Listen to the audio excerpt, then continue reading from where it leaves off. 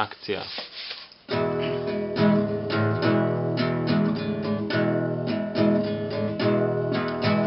Pár havraných copánku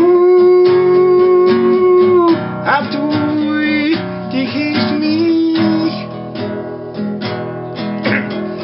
Spolu půjdem do spánku, půjdem na saních. Cesta tvá je vodavá, starý dobrý pán,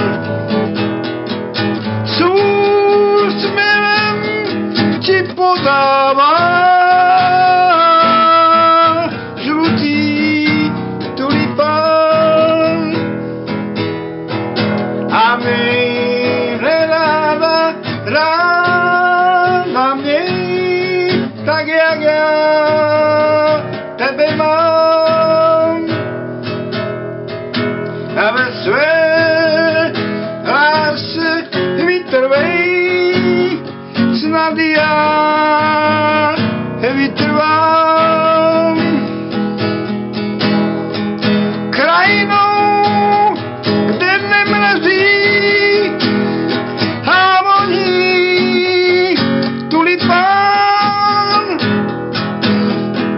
s úsměvem tě zprovází starý dobrý pán.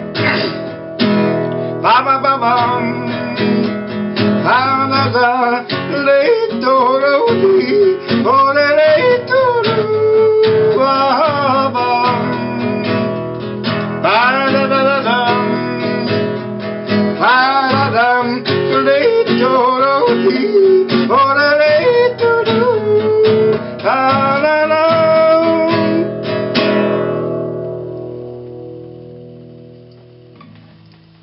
Všetkých vás pozdravujem. Čo myslíte, čoho sa naši politici boja?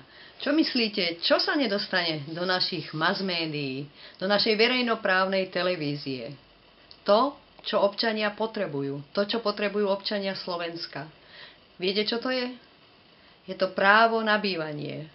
Právo každého, kto je občanom Slovenskej republiky, bývať.